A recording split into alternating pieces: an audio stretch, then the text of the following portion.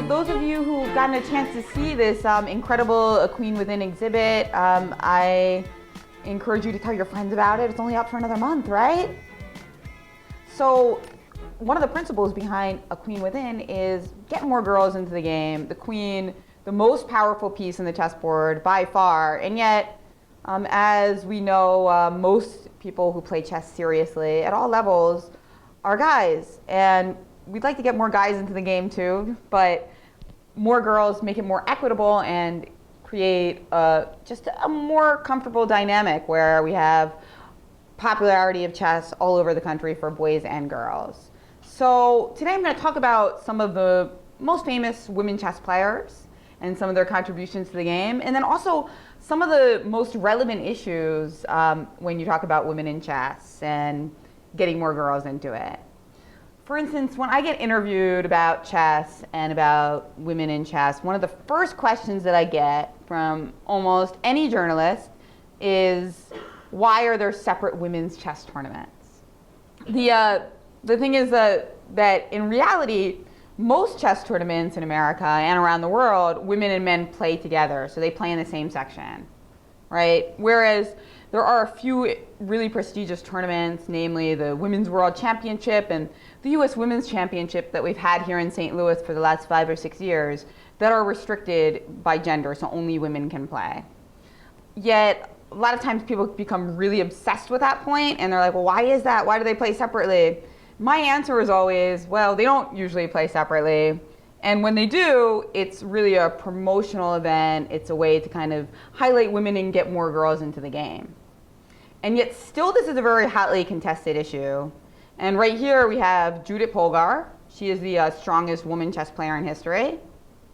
And she was really famous for not only being just basically one of the first child prodigies, where she was beating grandmasters when she was 9 and playing blindfold at really early age. She also was famous for never playing in women's tournaments. Never is a strong word. She did play in a few, but that was when she was like 12 or 13. And then for the rest of her career, she became the strongest women's chess player at the age of 15. And now it's 20 years later, and she's never played a single women's restricted event since.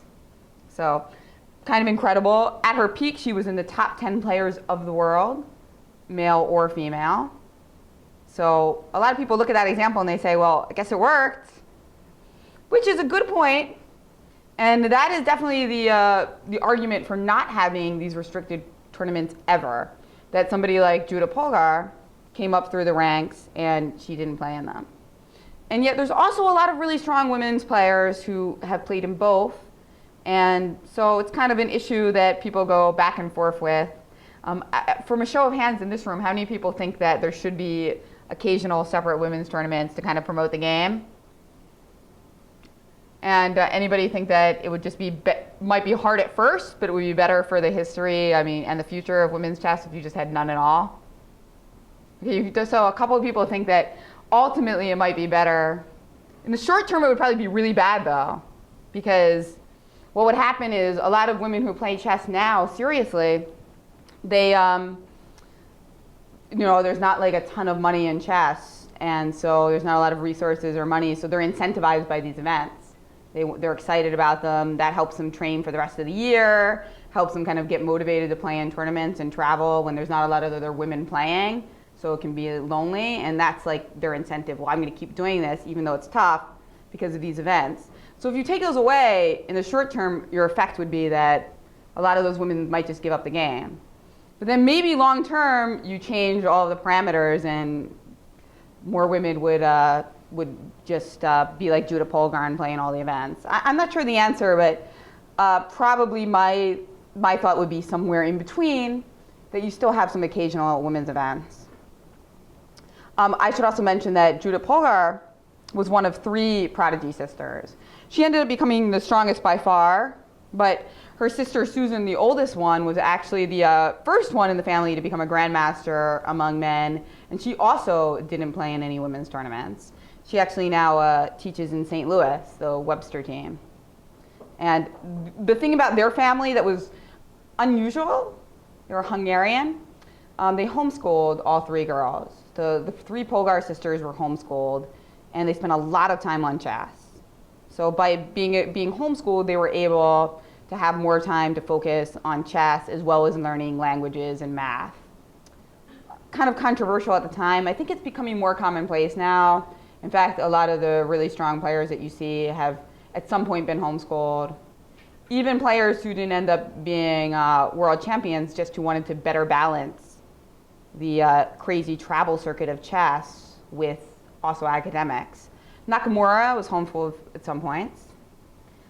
Even Irina Krush, I think, was homeschooled for a couple of years as well. And Alyssa Melikina, another one of our top women players, did some homeschooling. So it definitely is one of the ways that it seems people are trying to be able to combine chess with academics. Now, to go to the Queen Within show. This is one of the pieces that we have in the show. And what's interesting about this is this picture is a photo of somebody who's also known in the chess world. I believe so. Carmen Cass, who is the president of the Estonian Chess Federation. So that kind of intersection between modeling and chess always surprises people a little bit because it doesn't seem like the most natural fit. Now it's surprising people a bit less because who's the most famous chess player in the world who's also a model? Yeah. Obviously, it's Magnus Carlsen, who also happens to be the #1 chess player in the world. And he has a modeling contract with G-Star Raw for several years that is kind of helping to promote that idea of chess and beauty and fashion, right?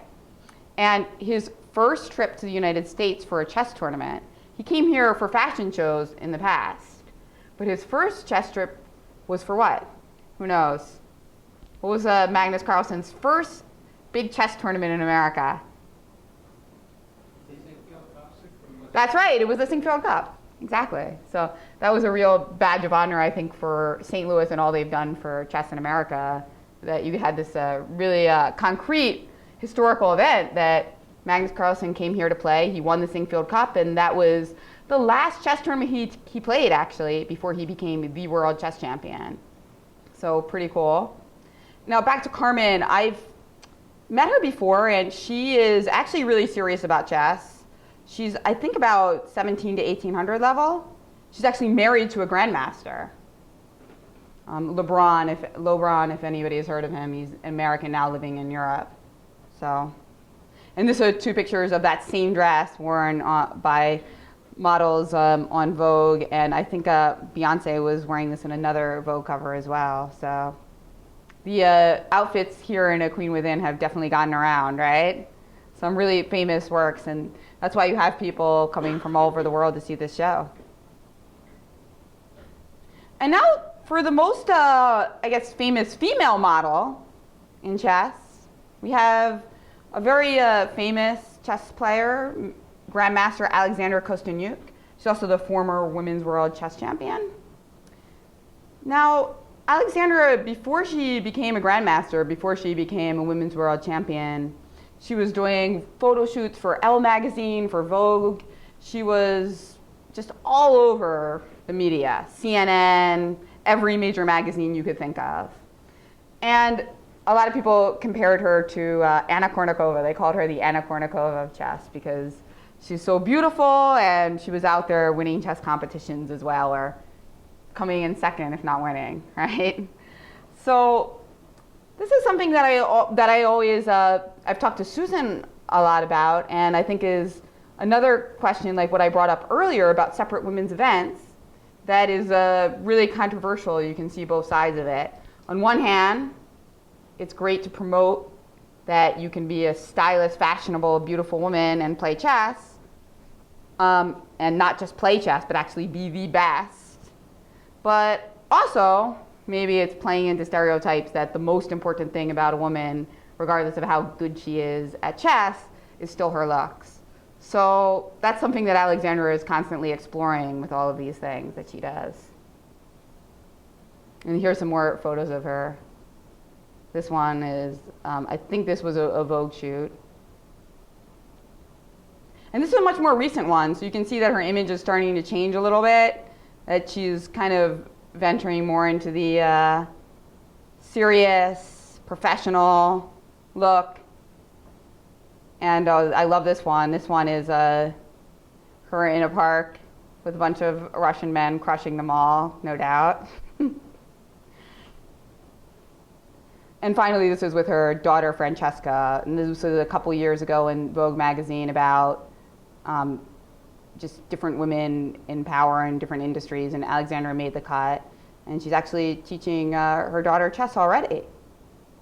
So one of the difficulties for a lot of women in chess is at a stage where they're reaching their peak. In chess, generally, the peak is coming between 20 to 40. A lot of women during that time are thinking about starting families, and the chess lifestyle doesn't necessarily fit so well with that. So that is kind of another argument in a way for having these occasional women's chess tournaments. And just something to think about, perhaps having childcare available at chess tournaments. Alexandra is actually, after having her kids, she said that it was a difficult decision for her, but she decided to get right back into it, into serious chess. And her husband, who's kind of the mastermind a lot of her media initiatives, I think took a lot of the responsibilities for the kid as well because of that. This is a famous old photo of girls playing chess, and I think you used this for one of your advertisements for A Queen Within. And here's some people are surprised when they see this under the mother archetype, because it doesn't look very maternal. It looks kind of vicious, but I think that the idea there is that maternal doesn't just always mean soft and nice and sweet, and that sometimes mothers can be the most vicious chess players.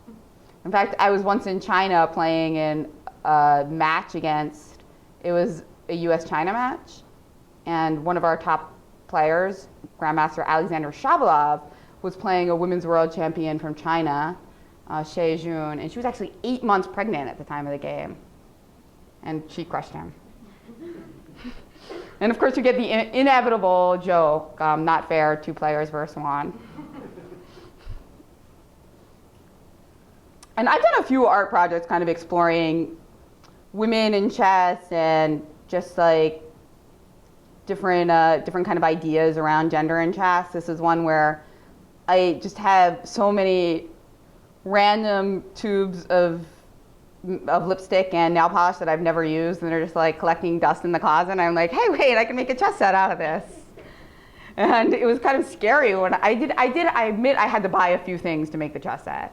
I had to go to the drugstore and buy a couple $1 tubes, but it was a little bit scary how much like random stuff I had that I never used or needed.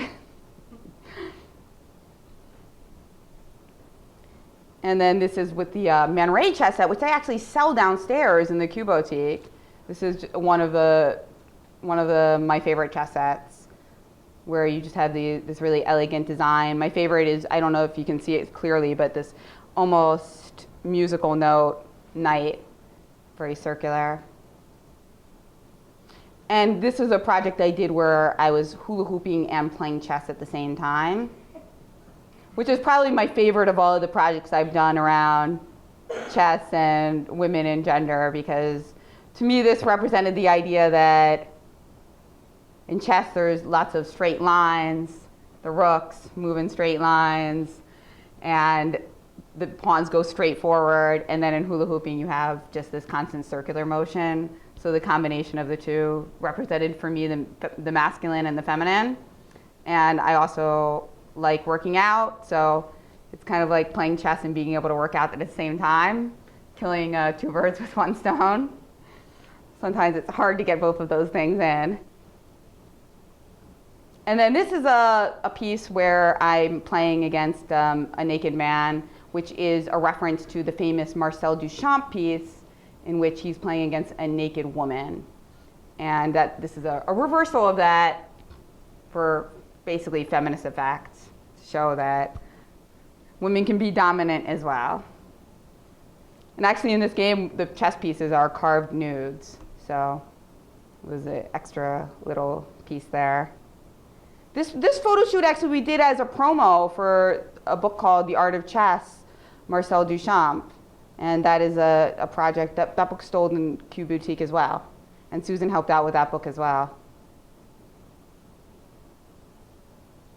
This is one of my favorite pieces from my favorite installations from the show here. Those of you who've gotten a chance to see it, this fantastic Explorer installation. One of the things that is really the best way to get people excited about playing chess, especially kids, is to tell them about the travel opportunities that you have when you play chess. I mean, I've been to over 20 countries to play chess, and even kids who aren't that strong, who've just kind of like started out but are really serious about it and prove to their coaches that they're serious, you see they get to go to Florida, they get to go to California, they get to go all over the world and the country to just play the chess game, and that really kind of broadens their horizons and allows them to see different cultures and talk to different people of all over the world. Definitely one of my favorite things about the game. And I think that actually there's some people who have told me that it's their favorite thing as well. Just interview after interview with young people, you hear that's what they love about it, that they get to meet so many different people, which is funny because people think of chess as more of an intellectual, introverted thing. But in reality, what people love about it a lot is that chance to go all over the world and explore and meet different people who share that passion for the game. You can even see it in the timing of my career. When I was 14, I was rated maybe about 1,700. 13, maybe 1,700. It's not that strong because my brother was already like 2,300. So he was way better. My dad was also a chess master. So I was like just kind of tagging along from tournament to tournament.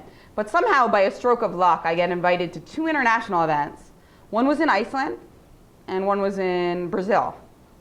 And of course, these 2 events, not only did my passion for chess grow, but I also was like, wow, I can go to Iceland and Brazil and the all expenses paid trip and get to just like meet different kids from all over the world. So of course, after that, I started studying chess a lot harder. And I think within 2 years, I was a chess master.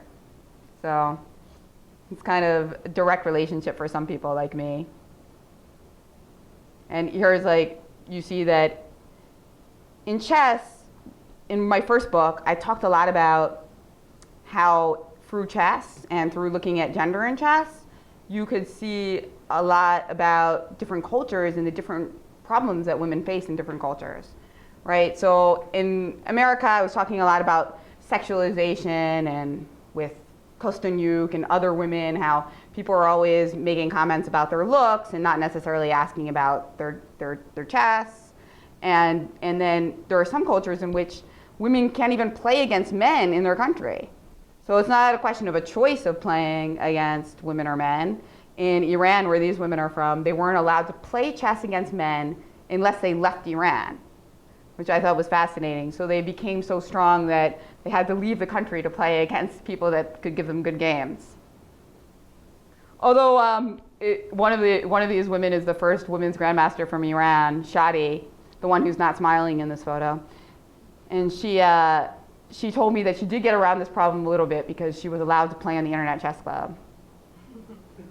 So that didn't count. Like, you were allowed to be in Iran playing against a person on a computer that wasn't female, but you couldn't be in the same place. Which I guess kind of makes sense because it's more of like the modesty issue. Another really inspiring figure that's been a lot in the news lately, representing women in chess, is Fiona Mutesi. Has anybody heard of her? She was in the news a ton last year. There's a book that came out called The Queen of Katwe, and she is the star of this book. And it's about how she grew up in in slums of Uganda and ended up becoming one of the best chess players in her country. She actually represented Uganda in Olympiads. She went all over the world also. She went to Russia, saw snow for the first time. And the book was so inspiring and successful to people. She's met Oprah, She's met Garry Kasparov, right? Equally important, right? And she's also, there's plans to make a Disney movie about her, which I think would be absolutely amazing, especially if it was an animated movie about her rise to prominence and becoming a great chess player. I gave her a chess lesson, actually. She came to Philadelphia, and she came to one of my all-girls classes there. And it was just like incredible because most of the girls in that class are African American, and so they were really inspired. And most of them, like, they go to public schools in Philadelphia, which aren't usually like, don't really have like great supplies or aren't fancy, and some of them have different struggles. But learning about her and hearing about how she didn't have a roof at some times and just like how she rose to prominence in chess, it was really moving. They were very inspired by her, and it was like great to see. So this is one of the things I love about chess, that it connects people from all cultures, and regardless of your background, you can play against different gender, different age, and just completely different culture as well. It's really a universal language in that way. This is a picture of her coach and the three of us together. And yeah, I gave her a chess lesson. She's very talented. You can see she's like really serious about chess, and I think after the book she'll become even stronger. Like, I was coaching her, trying to give her some insight. It's always hard when you can only work with somebody for one day. It's kind of like limited to how much direction you can give them, because you want to make sure that you're being useful and that you're not reversing something that their coach already told them.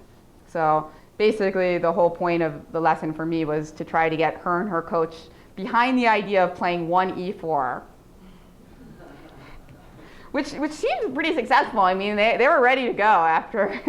I think because she was very aggressive. Like, a lot of young, talented players are very aggressive. They like tactics, right? Katie, you like tactics? What about you? Would you play e4? Oh, you're just getting started in chess. How about you? Do you play 1e4 or 1d4? It depends. Wow. Ambidextrous, that's the word, right? Ambidextrous, yeah. In chess, we use that to refer to somebody who can play both 1e4 and 1d4. Those are the two strongest moves in the beginning of the game, and it usually tells like something about your personality when you're starting out, which one you choose. The more aggressive players like to play 1e4, and the more slow, strategic players like to play d4. Then when you get really strong, like for instance, there's Hikaru Nakamura. He's number 3, number 5 player in the world. It changes every few weeks. He was number 3 a few weeks ago. I think he's had a rough couple months, though. He might be down to like 6 or 7 now. But regardless, he's one of the best players in the world, and he's also known as the most aggressive player in the world of the top 10. Just like totally wild, always going for the throat, very aggressive. And you would expect him to play e4, but once you get to that level of greatness, you really have to be ambidextrous, and you actually see him playing the quieter openings quite a lot. So this is a few girls who came in for the Queen Within. So this was an all-girls chess simul. And just kind of another example of how even if you're not in favor of women's chess tournaments, I think there's a great argument for having events like that, like the Queen Within and women's chess classes, women's chess workshops, because it's not really about saying that women are weaker and this is why we're doing it. Instead, we're saying, women are strong and they need to kind of get together and learn from each other, right? That's why we also have women's colleges, women's conferences. So I think that sometimes if you reframe the question, and instead of asking, why are women worse than chess and like off playing by themselves, but rather ask what could be good about that, you'll get some different answers. So the way you phrase the question kind of biases you based on, it can be biased, right? That's why sometimes when a journalist asks me, why are women playing separately than men? Like, it should be the same because they're just as smart. And well, as soon as you ask the question in that way, it's like you're already kind of stating it from a negative point of view, right? So actually, they're the ones who are being sexist by asking it that way. And then I explain that to them. I try to like turn it in a nice way, because I mean, I'm a writer myself, so I love journalists, but I try to like flip it on them a little bit and just change the conversation. Oh, this is a popular meme that I see popping up on Facebook every now and then. And it really annoys me because I guess it's a Playboy model or a model. And she's making this chess move, which this meme says that it's not a legal move. It's not a legal move. It's like moving like the H pawn from H2 to G3. And then the rest of it says, even if it was, it would be terrible. And it really irritates me because actually that would be a very good move. I mean, it is not possible, but if I could move my pawn from H2 to G3 in the first move, there's very high, I mean, I don't know, maybe very good is an exaggeration, but I think it would definitely be a very good consideration because you'd instantly get your rook activated, right? Your rook on H1 would be ready to attack the king. So that always irritates me because it's too easy, and it's not even true. What do you think, John? Would you play H pawn to G3 if you could? Well, would it have to be on the opening move only? Because if it was available at any time... No, it has to be only the first move. Okay. It would definitely be one of the candidates, sure. Yeah. Getting that rook free, it's not like you want to move it out right away. Yeah. But it's always ready to come out. Yeah, it's a strong move. Yeah, I would certainly consider it. It might surpass E4 as my move of choice. John Krummeler was the curator of an exhibit of his beautiful chess sets. And he's also a chess master as well, so. That show was what, like 6 months ago? A year ago? Well, hopefully we'll have another one in a year, whenever. So in a related photo, this is from the Lean In Project. Lean In is this famous book about feminism that came out a couple years ago by one of the most powerful people at Facebook, Sheryl Sandberg, in which she argues that, I don't know how many of you have read the book. I actually read the book, but to summarize it in a couple sentences is tough. But basically her idea is that women should be saying yes more to opportunities and not trying to explain why they're not qualified or they are too busy, and just really try to be aggressive about grabbing every opportunity and becoming more successful and more powerful. And she's done like kind of a lot of related projects since then to promote feminism and girls and women and work. And one of the projects actually, which I thought was very fascinating, was this idea that stock photos in photography, which are the photos that newspapers use when they don't have enough money to actually hire a photographer. They'll like grab a stock photo, pay a smaller fee, and then use it to accompany the story. And a lot of those photos are kind of outdated and don't necessarily show women in the best light. Maybe outdated poses of women, and sometimes ones that kind of reinforce traditional gender roles where the woman is the one watching the man play the chess rather than vice versa. And this is one of the photos of like the 30 that were released to kind of represent the project. And I thought it was really cool. But then I was like, is it cool though? Because the chess position is just totally screwed up. And I was like not really sure what to think about that, because on one hand I thought it was awesome that she included chess in these 30 photos of women doing all these awesome things like bossing and meetings and like working on their laptop with their tattoos and their baby. But you have to check out, I'm not doing it justice in words, but you have to check out some of the photos. They were really cool. And yeah, it's tough because it kind of ties back into some of the photos I was showing of Kosteniuk earlier, that even though she's a chess genius and one of the best women players in the world, when she's doing her photos, she looks in a way that you wouldn't be looking at the chessboard, right? It's more like a very sexy, sultry look, whereas when she's playing chess, she has to really focus. And so a lot of those photos, in a way, they show one side of her, but they're not really showing the chess player sometimes. And this, it's really cool that they're showing that women can play chess, but then they couldn't bother to have somebody put a position that's even remotely legal. And it's especially annoying because nowadays, in America, in women's chess and girls' chess, it's probably the best time we've ever had. There's actually a 12-year-old girl from California, her name's Annie Wang, and she became a chess master. So 2,200 at 12 years old, and she beat Irina Krush's record, which is incredible because Irina had that record for probably about God, like 15 to 18 years, right?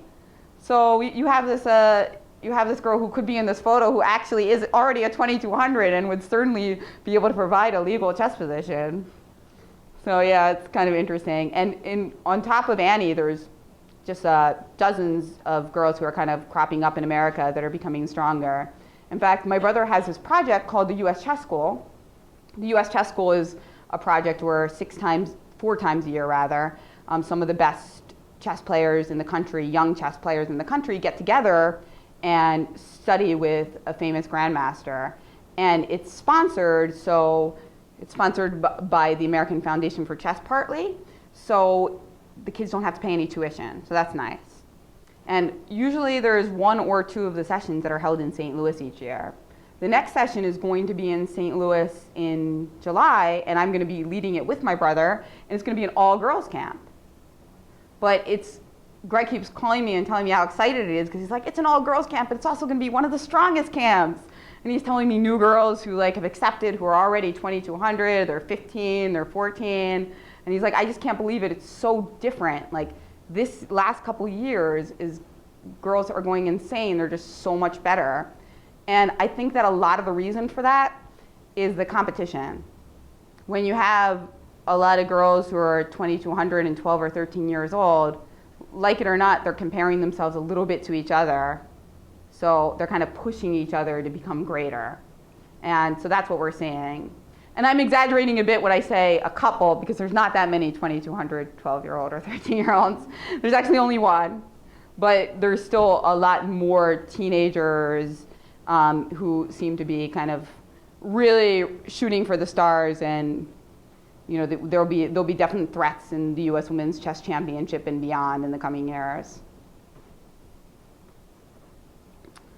This is a really cute video that actually a girl chess player made where she's teaching chess at a camp, and the girls all explain why chess is for them. And I'll show you that actually. I think it should work.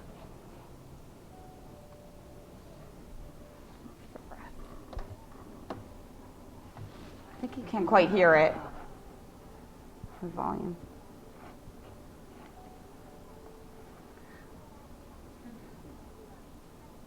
They're so cute, right?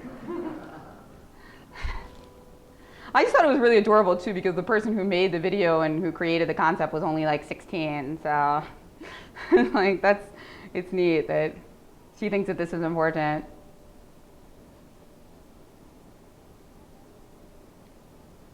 And again, an all-girls chess camp. So hopefully some of these girls will be attending U.S. chess schools or U.S. Women's Championships in the future.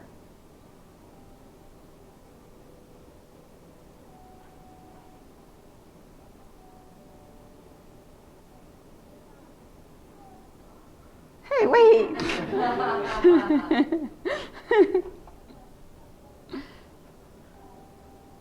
It's a cute little video.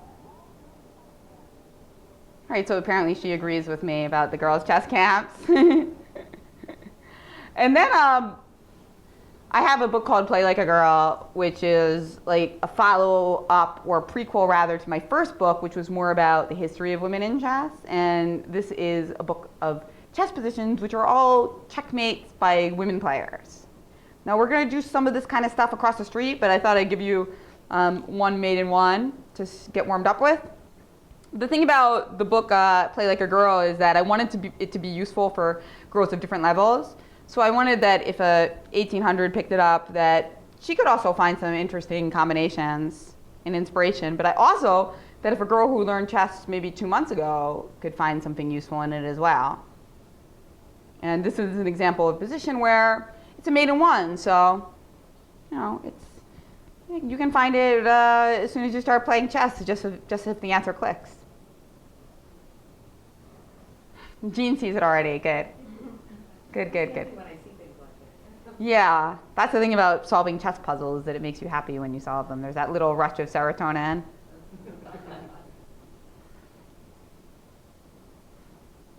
You got it? No? I think so. Cool. Where would you play? Kind of hard to tell the letters when there aren't any Yeah, it is hard. That's ChessBase's fault. Yeah, but just tell me like the direction of the knight, where you move. Above the bishop. Okay, great, perfect. Yeah, you move your knight over here to g8, and that is checkmate. Excellent. Yeah, so there's a lot of problems like this that I have in the book to just because there's so many chess books where all the positions are mates and combinations from male grandmasters, and now there are so many great women players all over the world that I thought it was necessary to have a book where their checkmates were celebrated, because when you're studying tactics, it doesn't matter if you're studying games of your friends, great women chess players. If you're doing that work, you're going to see results. It's like going to the gym. Does it really matter if you go to the treadmill or if you run around the park? Maybe a little bit, but not that much. The point is you need to get your brain working and solving those checkmates. So whether you use Tactics Trainer or Play Like a Girl or old school 1001 checkmate books, you do that, you become a better player.